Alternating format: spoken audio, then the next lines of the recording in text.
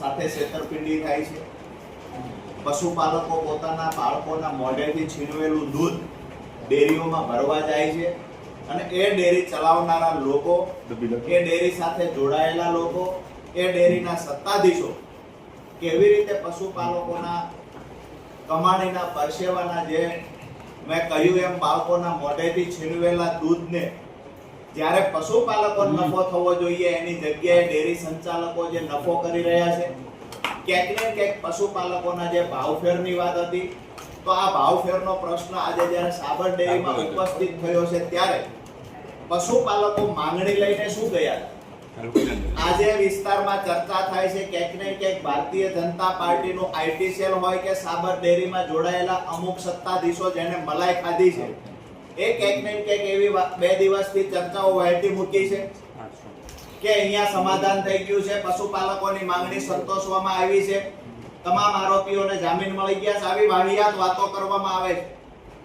પરંતુ આજે અમે પત્રકાર મિત્રોના માધ્યમથી સાબર ડેરી સંચાલકોને પૂછવા માંગીએ છીએ કે ખરેખર જે માંગણીઓ પશુપાલક લઈને ગયા હતા એ માંગણી સંતોષવામાં આવી છે ખરા? પશુપાલકોની માંગણી તો સંતોષવામાં નથી આવી, ઉપરથી નવા પશુપાલકો પર, નિર્દોષ પશુપાલકો પર કારણ વગરના જુઠ્ઠા કેસ કરવામાં આવ્યા છે। આ જુઠ્ઠા કેસ કરવામાં આવ્યા એની આવનાર સમયમાં મુદતો નહીં પડે, એમના માટે કેસ લડવા સરકાર તરફથી વકીલ રાખવામાં આવશે। આમ આદમી પાર્ટી જે માંગણી લઈને નીકળી છે, જે તમામ પશુપાલકોની માંગણી છે કે એફઆઈઆર રદ થવી જોઈએ, તો એફઆઈઆર રદ કરવા મુદ્દે સાબર ડેરી સરકાર સાથે મળી, પોલીસ સાથે મળી શું રસ્તો લીધો? એમાંનો કોઈ જવાબ કોઈ તંત્ર પાસે નથી, નથી પોલીસ પાસે, નથી સરકાર પાસે, નથી સાબર ડેરીના સંચાલકો પાસે। વાહિયાત વાતો કરી અને પશુપાલકોને ગેરમાર્ગે દોરવાનું કામ કરી રહ્યા છે।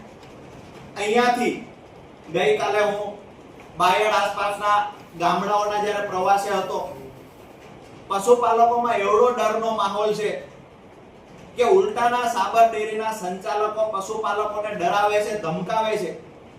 જેને ત્યાં કેસ થયો છે એ લોકો 10-10 દિવસ થયા તેમ છતાંય હજુ પોતાના ઘરે આવી શક્યા નથી, ક્યાંક ને ક્યાંક પોલીસથી ડરે છે, પરિવારને પોલીસ ટોર્ચર કરે છે।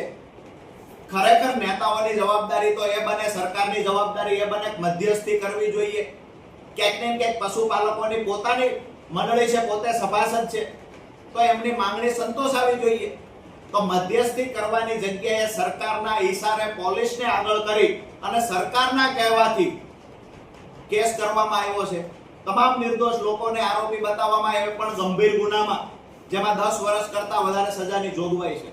એટલે ક્યાંક ને ક્યાંક જ્યારે ભ્રષ્ટાચાર થતો હોય, જ્યારે કોઈના ખિસ્સા કપાતા હોય, આજે સાબર ડેરીમાં પશુપાલકોના ખિસ્સા કપાયા છે, જ્યારે ખિસ્સા કપાતા હોય અને અવાજ કોઈ ઉઠાવશે તો એનો અવાજ દબાવવાના પ્રયત્ન અહીંયા જે થયા છે ખરેખર તદ્દન નિંદનીય બાબત છે।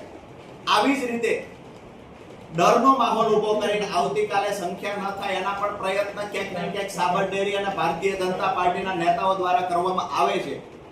પણ આજે આપના સૌના માધ્યમથી અમુક બાબતની ચોખવટો કરીશું કે આવતીકાલના સંમેલનથી વાત પૂરી થવાની નથી।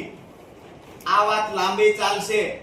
આ વાત ભરૂચમાં જેના પુત્ર વધુના નામે કંપનીઓ ચાલે છે, સાબર ડેરી સાથે જોડાયેલા લોકોની આ કંપનીઓ સુધી વાત જશે। આ વાત માત્ર નાના નાના કોન્ટ્રાક્ટો હતા અને આજે કરોડો રૂપિયાના આસામી બન્યા છે, એ કેવી રીતે બન્યા છે એના સુધી પણ વાત જશે ને આવતીકાલે ઘણા બધા ઘટસ્ફોટ થશે। એટલે વાત